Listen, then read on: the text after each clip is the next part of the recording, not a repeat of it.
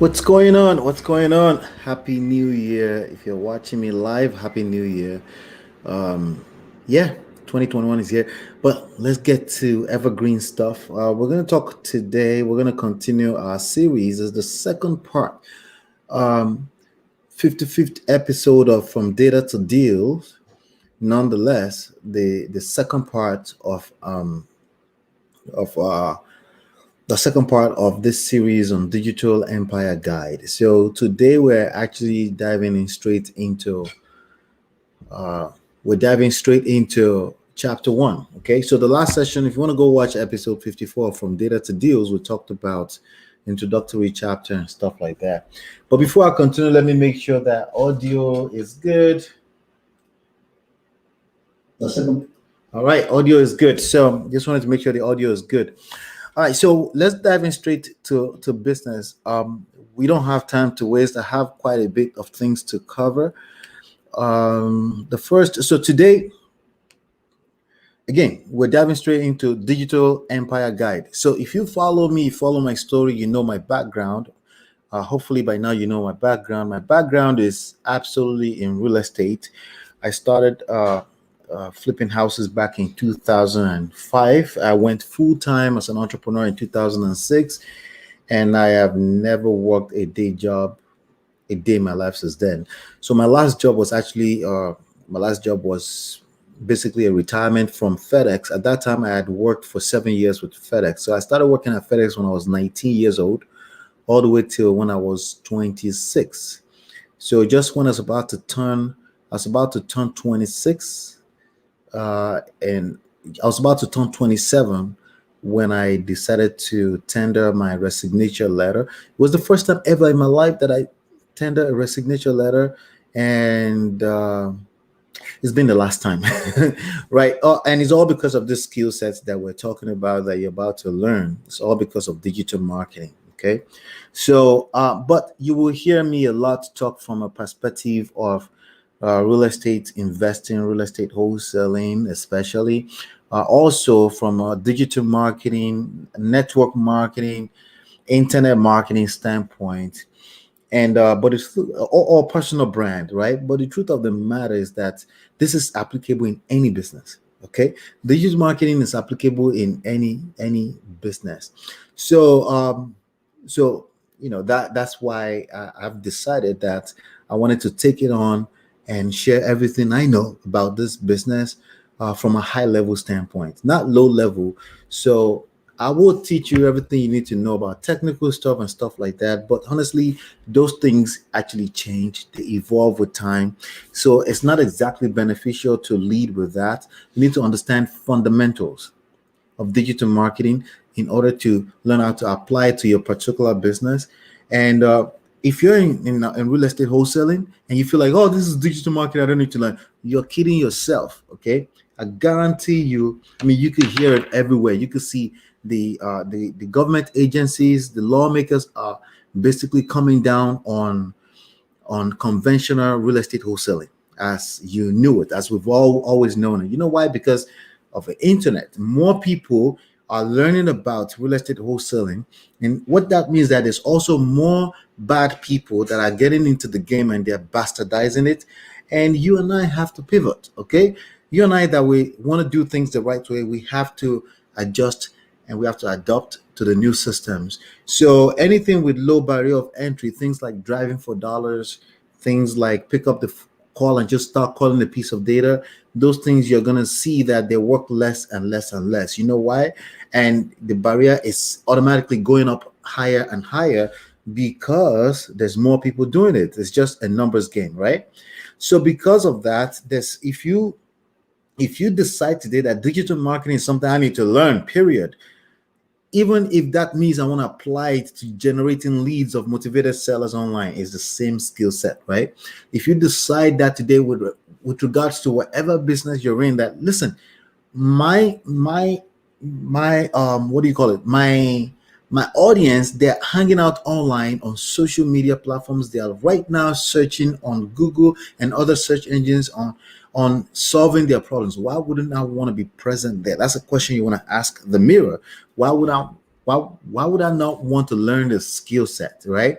Especially if that basically knocks out more than 90% of competition, right? So if you're driving for dollars, if you're cold calling or you're knocking doors, everyone else and their moms and their pops knows how to do that. They can do it, and there's more people and more people doing that. And what that means is that results from that is getting watered down more and more, or you can look at it as it's getting harder and harder, however way you want to look at it, right?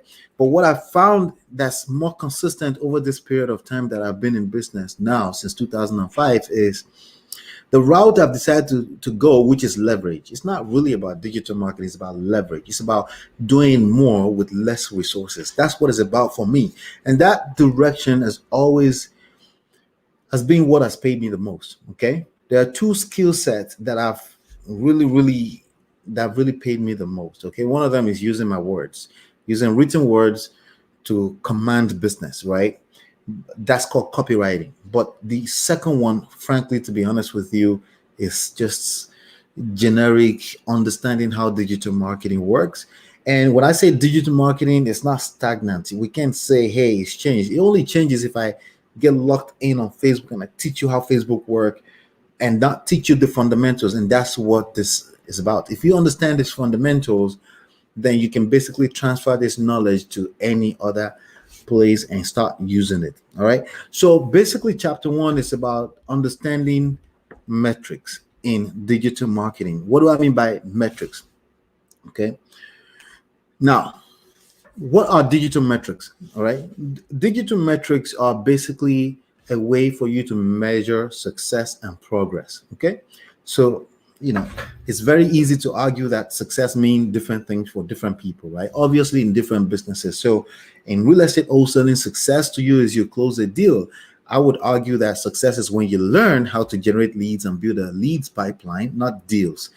Anyone can close a deal. Anyone can get lucky, called the guru, and say, "Hey, I got this deal. We closed the deal. I closed my first deal," right? Yeah, it's cute, right? But the real success is when you learn how to build a lead pipeline, when you can do it consistently over and over again, right?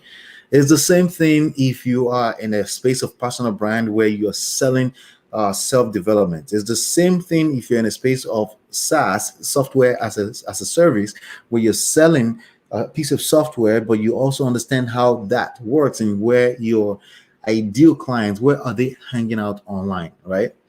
So, but what is success? What does that mean? You and I can continue to argue back and forth and say we don't know what success means. But when we see numbers, we just went to a different level altogether, right?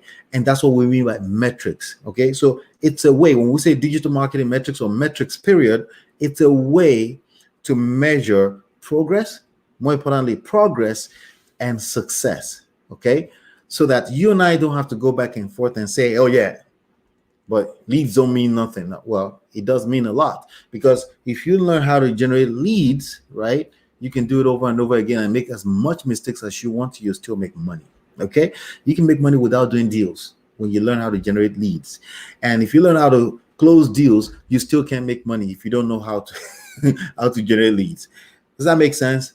So that's what metrics are. Metrics are basically ways for us to measure our progress on the internet, on digital media, right? So media has always been there. Back in the days, once upon a time, it was basically yelling and hoping someone will hear you, right? And at one point, it became telegraph or any of the old school methods, right? And then at one point, then there was radio, right? And then at one point, then there was TV, right? So even in spite of all of those, right, there were ways to measure success. So there were ratings that were used to measure if you can actually reach an audience, right? But there's also the part where you get to and say, yes, I've spent money with this media company.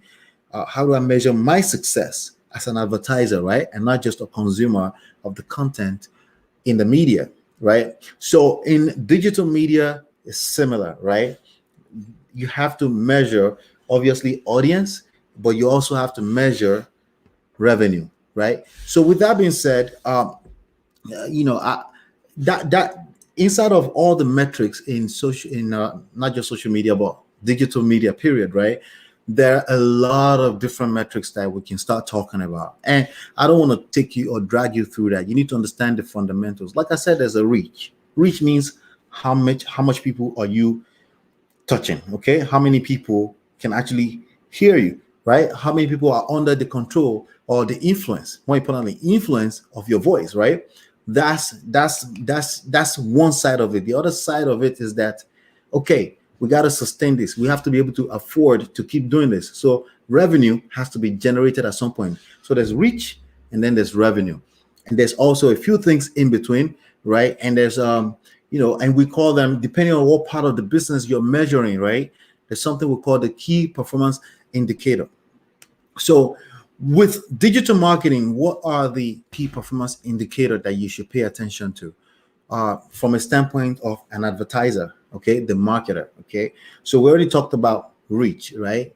The people that are creating content, their job is to make sure that their content is engaging enough to keep people watching, because if people stop watching, we got a problem, right? If people watch only 10% of your content, we got a problem. Of course, if everything else were equal, because there are times, honestly, frankly, that it doesn't matter. Like, for example, this content I'm creating for you right now, I'm not going to bother too much about if you watch, but I'll bother on an average, right? Then also it depends on what I do with your attention at the back end of my business, right? So is there a way I turn that to money? Because if I can't turn it to money, then the business model is doomed, because I simply can't afford to keep it sustainable, right? It needs to be sustainable, all right? So there's something called key performance indicator, performance being the keyword. It needs to perform. If you're in a business, right, at some point, even if it's charity, even if it's a charity organization, it needs to produce, right? So when you say produce and performance, those are two different things. You can produce and not be performing. When you start talking about performing, now we have to measure it against some kind of standard, right? So in which case, everyone's standard can be different. But ultimately, I would hope that you're in a business where you have to make money at some point, because if you can't make money, there's a good chance, or bring in some revenue or donations, whatever you want to call it, you won't be able to afford to sustain the impact that you're trying to create in the world if you're not bringing in revenue. So there are three key performance indicators that I want to share with you. Okay, that's basically going to be that's not all there is. Like I told you, there's going to be a ton of other measurements. I'm going to share some examples with you in a second, but there are three major ones that you really want to measure, and I'll tell you what the metrics are, right? You want to measure traffic, right? You also want to measure, number two, conversions. You also want to measure, number three, revenue. Okay, those three things are very, very important for you to make sure that you keep your eyes on. There are so many other things that will go on, right? Now, in terms of traffic, how do you measure traffic? You measure traffic in clicks. Okay, you measure it in clicks. Now, that would depend on exactly what we're measuring. For me personally, in certain parts of my business, what I'm measuring is reach. Okay, so once you've come over to my website already before in the past, I'm not really too concerned about clicks within certain context. I'm just concerned about making sure I can reach you, because if I can reach you, I can command the clicks. All I have to do is make sure I am speaking to your needs. If I'm speaking to your needs, then I can control clicks, because if it's your need, you can't control that. If you see the thing, meaning an impression, which is another metrics, right? An impression was created. If it's actually an impression in real life, like meaning it speaks to a certain type of need that you have, then you have no choice. As long as you're human, you'll be curious, at least, even if you're not serious, you will click on it, right? And that becomes a click. So traffic is actually measured in clicks. So ultimately, in the grand scheme of things, a basic metric in digital marketing is click, okay? But it's a way to measure traffic. The second part is conversion, right? So conversion can mean a whole lot of stuff, but what it means is that somebody goes from one level to the next level, or from one stage to the next stage. So for example, case in point, for those of you in smart in smart wholesaling, yes, you have to be in smart wholesaling to understand this, but real estate wholesaling, to be more generic, right? You know, there are 5 stages. We have data, and then we have contact, and then we have leads, and then we have contract, and then we have deals, right? From data to deals, right? For every time somebody advances for every time you advance a potential client or a person who is a motivated seller or maybe a buyer, for every time you advance them through the stage in your funnel, a conversion is created. Okay, but for the most part, we focus on the front of the funnel, which is usually lead generation, meaning that point where you actually capture someone's contact information, right? From data to contact, right? At that point in time, you just turn that to the next stage when you actually establish a contact with that person, not just the information, right? You can have anybody's email address or phone number, but the lead is actually created when you actually establish a contact with the person, and or when they actually reach out to you, then a lead is created, meaning an interest has been identified. Okay, so for example, another example is if I send out an ad into digital marketing, or sorry, digital media space, right? If I send out creatives, meaning a banner, some ad copy, some kind of marketing message, you say, hey, we buy houses, right? When they see it, it's an impression, right? When that click is created, that's actually a form of conversion too. Okay, so from reach to clicks is a conversion. Okay, so we call that click-through rate, CTR. That would be another metrics. Okay, but it's not major. You don't understand what CTR is until you know what a click is, right? Then click-through rate, you know now, okay, from a reach to a click, then you have a click-through rate. In some instances, it's basically impression to clicks. Okay, because you could establish a reach with a person, meaning they see your ad one time, a reach has been created, right? If they see that ad a second time, that's two impressions that has been created on the same reach. It's still one reach, but two impressions, right? So that number can change really quickly, and that's when you say unique click-through rate. Okay, so let's do a quick recap real quickly. You have traffic, you have conversions, you have revenue. So I haven't really talked about revenue. I said revenue because we can't talk about any of these things unless we're talking about money, right? Everything else, basically, if unless we're talking about money, is called vanity metrics. Okay, case in point, examples, likes, right? Every time you see a number of likes, it is vanity metrics to a certain level, because there are people that when they see number of likes and number of views, that's what attract them even the more, right? There are a few people like that. Okay, some people don't care if it speaks to their need, they're coming in. So majority of you guys who are my audience here, you don't care about likes, you don't care about views, because that's not something that we do here. We basically care about the depth of the impact that I put on you by sharing this knowledge with you, right? So when you compare it to other people, that is right. So it's very important to understand that reach to clicks, that's a click-through rate. But when you say impression to clicks, that's also click-through rate, but the first one is more like a unique click-through rate. Okay, conversion, it happens when somebody goes from one stage to the other. The most popular of that is when somebody clicks and actually give you their contact information, meaning they're expressing interest in what you have to offer. That's when a conversion happens. And revenue happens in, when money, when revenue, when money has exchanged hands with value. That's when revenue happens. Those three things are the metrics that you want to pay attention to: clicks, conversions, and clicks, clicks, conversions. Okay. Sorry. Yeah, conversion. You can call it conversion. Some people call it leads, right? But a conversion, lead conversion, maybe sale conversion, right? But basically sales. At some points, you want to measure that success in terms of dollars. Those are the three things you need to focus on. There are going to be many other things that comes up, like I said, click-through rate, for example, lead conversion rate, lead capture conversion rate, this conversion rate. You're going to see all kind of numbers. You're going to see success rate. When you go to every different platforms, they have their own different things that they allow you to measure that can make things better. But for the most part, I'm going to tell you right now, a lot of the metrics will only confuse you, okay, and basically will slow down your actionable things that you're supposed to be to slow down on execution. Okay, so just focus on three things within the scope that we're in right now. Focus on clicks, okay, focus on leads, okay, and focus on dollars, okay. And clicks, leads, and dollars, measuring traffic conversions and revenue specifically. All right.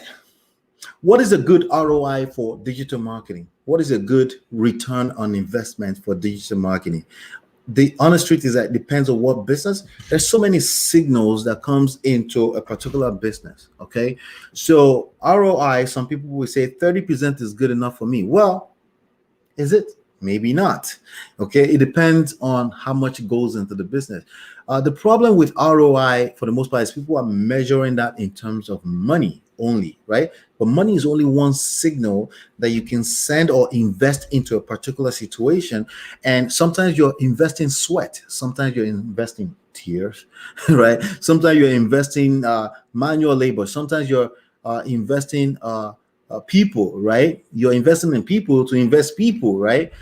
You're investing a lot of energy and resources, many other types of resources, right? So we can't just say, hey, return on investment, if I spend $1 as long as $3 comes back. That's not good enough. Okay, that's not good enough.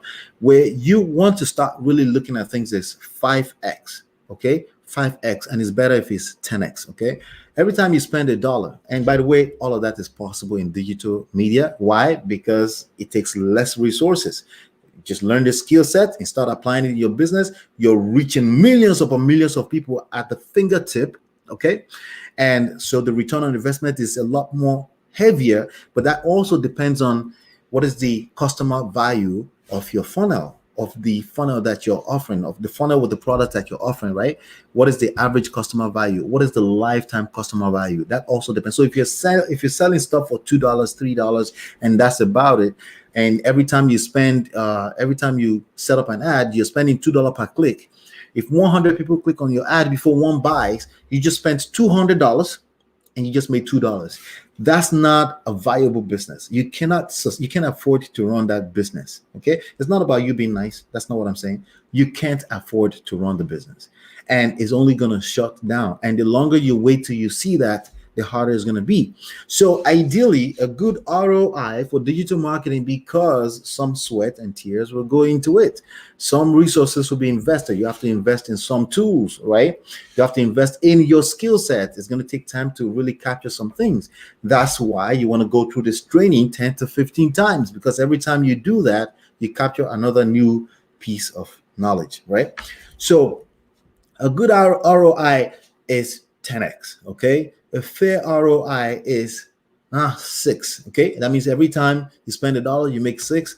Well, if you're doing that, there's a good chance you're going to go broke if you don't always consistently, perpetually work on ways to increase the revenue to 10x, okay? Revenue to spend, okay? Return on investment. So when you're saying investment, ROI, it's not a fair question to answer when I'm not really looking at a particular business, because I want to know everything that actually gets invested and not just money, right? It's not just about investing money. It's about what are other resources that will be invested.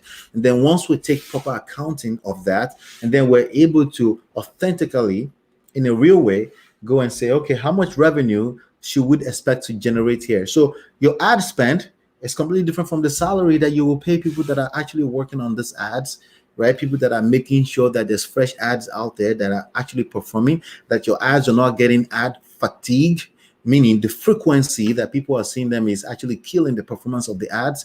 There are a few things that we have to look at to determine if ROI makes sense with your particular business. What I can tell you is that in real estate wholesaling in particular, which is basically acquiring contracts for properties that distressed owners want to sell and selling those contracts, it can be, all you need is one deal at $25,000 to swallow up maybe 1 month of marketing plus 12 times over. Okay, so at that rate, you're doing way more than 10x, as long as you're disciplined enough to be patient, because everything that's worthwhile in life requires time. Patience is a process, and there's no such thing as get rich quick.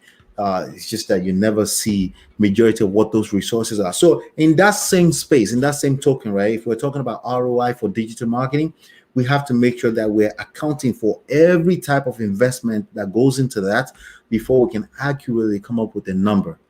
No, it's not 30%. Okay, that's not good enough.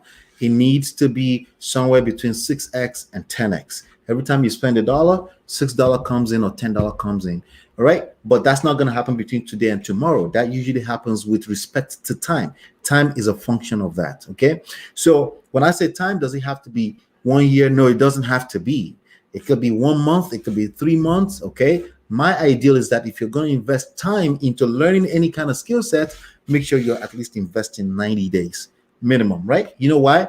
Because everyone else is not going to do that. That's how you kick all this competition away from you, by doing what you know they're not going to do. All right.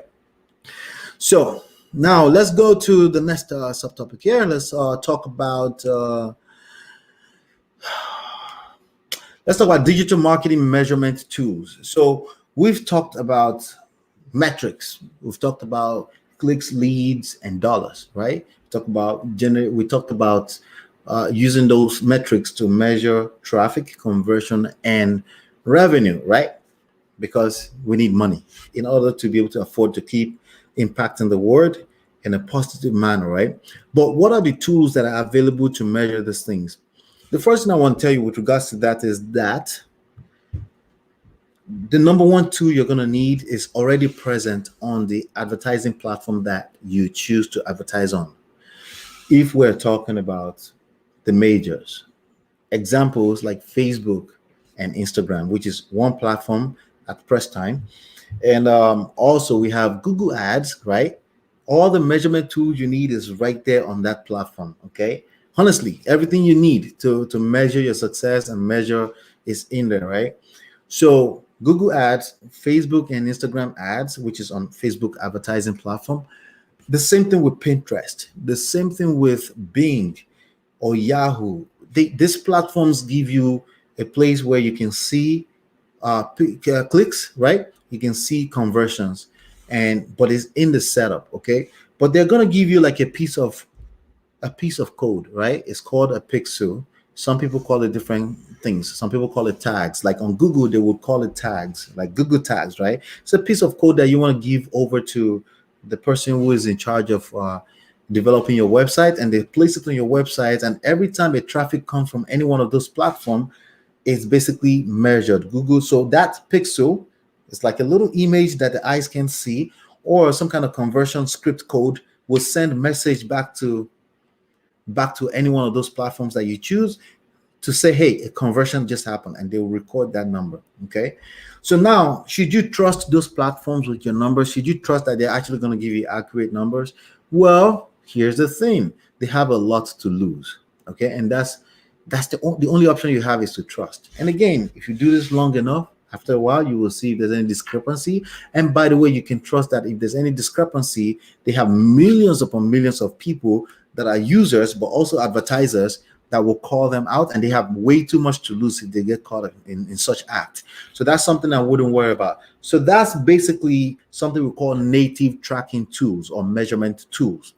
Now you can have other external tools that you can use personally, and but some of those platforms may have problems with the way you're setting up an external third party to measure stuff on their websites and stuff like that. They may have problem with that, but there are ways around it. There's a tool called ClickMagick, it does the same thing. It measures clicks, it measures your conversion.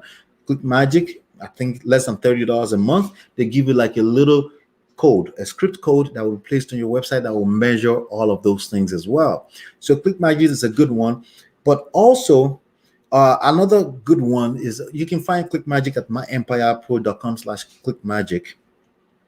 But another one is ClickFlow. Okay. Yeah, I think it's ClickFlow.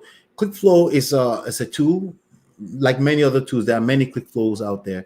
It's a tool that measures what people do on your website. So it actually creates something they call the heat map. So it tells you when somebody goes to a button or where the exits are happening on your website. That way you can use that information to create additional ways for people to continue to engage with your digital properties, right? So if you know that every time somebody goes there, they exit, and that you see like on the heat map is very, very red, and you can say like people are exiting from this point, you can use that to generate intelligence and say, you know, I'm going to put something here that's a little bit more intriguing and more interesting, that will make them stay around more and longer. If you do more and more of that, you can automatically, increase your revenue on the other side. So these are things that you will see in the digital marketing world. There is no end to measurement tools in the digital marketing world. And that's a gift as well as it's a course. So you got to know where to stop. You got to know where to come in. You got to know where to say, okay, that's enough. I can see enough. Remember, all you need to see, honestly, to really become profitable are your key performance indicators. And that should not be no more than 3 to 5 at any point in time. Of course, that again, that's movable. You can say, I need to know this information, but again, it's all about intelligence. There's no limit to it. So because there's no limit to it, you have to make sure you're in control of your emotions when you're looking at these numbers. Because I'll tell you, because you're looking at numbers, you may feel for a second like, oh, I'm being logical. No, you're not. Those numbers can actually invoke certain emotions, and if you don't have it under control, you can lose yourself easily in that process. So keep in mind that again, when you get into any of these measurements, you need a handful. You're gonna measure. So there's measurement of things that's going on outside of your website, but there's also measurement of things that's going on inside of your website, and those things will lead into what they call lagging indication. One of them is revenue. Speaking of lagging indication, there are two major types of indicators, okay, of success in digital marketing. It's something called leading indicators, but there's also something called lagging indicators. Let me break down what those two are for you. It's very important that this is a mindset issue right here, okay, when it comes to digital marketing. There's some numbers that you read, right, that's basically telling you what's happening right now, okay? That's called leading indicator, okay? It's just telling you right now what's happening right now in real time, okay? But there's another type of numbers or metrics that you will read, and basically they are more like indicating what happened in the past already, but you're just seeing the results right now, right? Or let me say the other way around. Or you can see the number right now, right? But it's not going to tell you what's going to happen later on, right? So when you're seeing the number, okay, it's actually stuff in the past already. It's called lagging indicator, okay? And there's going to be a lot of that in your digital marketing projects. There's going to be a lot of numbers you look at that you don't want to make quick decisions on. You just want to look at them as what it is. And that number, you need to see it consistently over a period of time before you can make it a decision-making tool, okay? They're called lagging indicator. But leading indicator is telling you what's about to happen, but also what is happening in real time. And then everything in between that. And when you see that, you want to say, that doesn't look good, right? And you can make a quick decision on that. Lagging indicator, on the other hand, is, interesting. I'm going to be watching this because it may not mean anything. So I'm going to give you an example really quickly. My business partner is my brother, and he will come at me and say, hey, we spent this amount of money today per lead yesterday. And I go, okay, what does that mean? It doesn't mean anything, because unless it's consistent over a period of 7 days, I actually consider the number meaningless. Okay, it is meaningful as a lagging thing later. At some point, it's going to average out to mean something in my business. But as far as isolating that number to today, we cannot use it to make any decision. We have to look at that over time. Now, we can look at it over time two ways. We can look at it into the past, or we can look at it into the future. So if I look at, hey, I spent $3 per lead, that means per email generated into my database, right? $3 is kind of low, right? Because, if I'm spending anything less than $7, that's beautiful, right? Because that's like printing money, because I know that I have something to offer these people in terms of sales and generating revenue, right? But once we're going over $10 for that particular business, it's like, interesting. All right, let me look at the last 7 days. It's been $10. Okay, something is terribly wrong somewhere. Let's make a decision, right? If that's the first day, right? That's the first day. I gotta wait. I have to wait. Remember what I said earlier? Success is a function of time and patience. It doesn't matter what business you're in. It's the same thing, especially if you're dealing in digital marketing, okay? I like to see my numbers in tens, 100s, and 1000s, or threes, okay, before I can make any kind of decision. I will never make a decision based on one day of action. So let's say I've been spending $2, $3 per lead or per conversion, lead conversion, right? And then today I see $10. I'll relax, okay? Maybe something, it's a glitch in the system. It doesn't matter. I'll wait till tomorrow. Now wait for another day. Now look at the average of 7 days. Okay, the numbers are bad. So that's where leading and lagging indicators come to play when it comes to digital marketing. What are leading indicators? What are lagging indicators? The beautiful thing about this is that you get to, based on the fundamental you understand right now, you get to decide what those things are. But it's about understanding the mindset that it's not every time you look at a number that you make a decision. You have to look at averages. You have to use law of averages, right? You have to, it's the same thing. Like, it's the same reason why I can't tell you that $5 per lead is good for your business. For your particular business, it may be $25 per lead. For example, if you're in real estate wholesaling, every time you spend $20 to $25, you get a lead that can potentially turn to a $25,000 deal. Do you think that's a deal or not?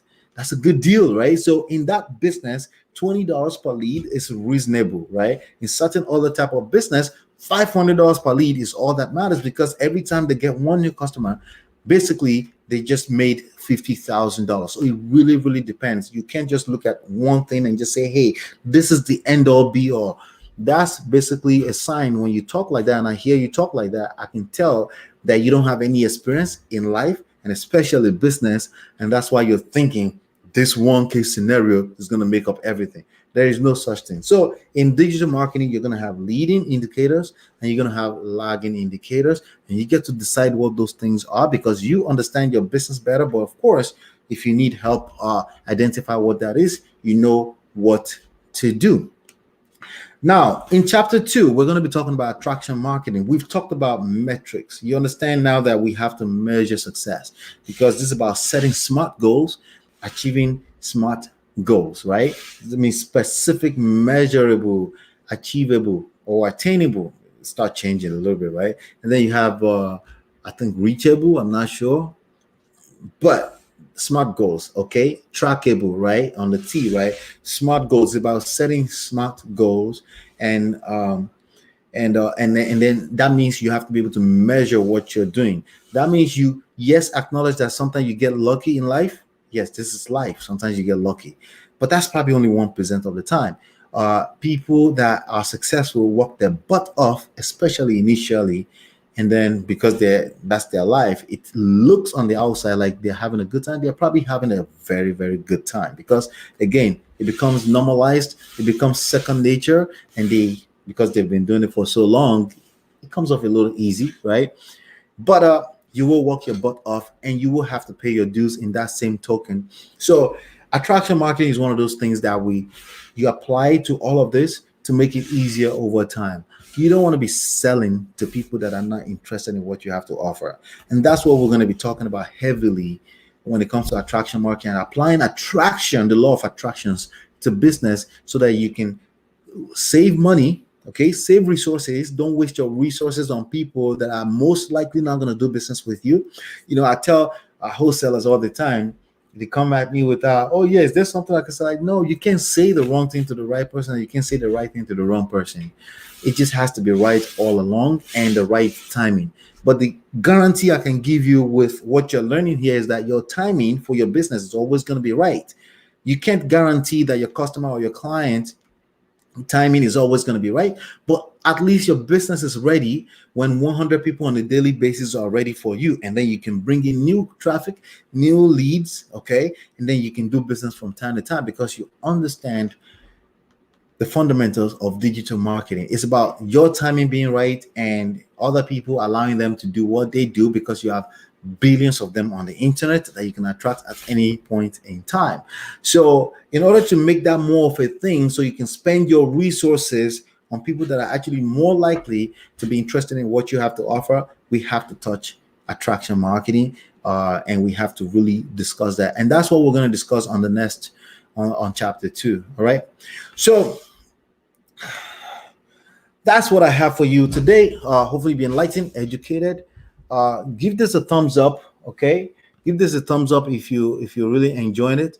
At this point in time, You can go ahead to digitalempireguide.com. Okay. Digitalempireguide.com and get on the waiting list. If it's not available, get on the waiting list, and then we'll take it from there. It doesn't matter if if you're in real estate wholesaling, if you're in network marketing, digital marketing, you're trying to build a business from home, or you're trying to build a traditional business, right? Your customers are on the internet. They're not by their phone. Okay. I guarantee you. And if you call them unsolicited, there's a good chance they're not going to pick up. Extremely good chance. If you text them unsolicited, extremely good chance you may get crushed out, right? Doesn't mean it doesn't work. I'm just telling you it's working less and less. The only thing that's working right now is the power of choice. And that's why I've decided to bring Digital Empire Guides to you so we can get you going. Please, if you got any value from this, please tell Google and tell Facebook by hitting the thumbs up. Okay. And then make sure you subscribe to the channel. You subscribe so that you can notified. Make sure you click the bell so you're notified every time we'll come back live. And on Facebook, make sure you keep the thumbs up. Everywhere, keep the thumbs up. All right. That's all I have for you today. I will see you on the next one. And peace.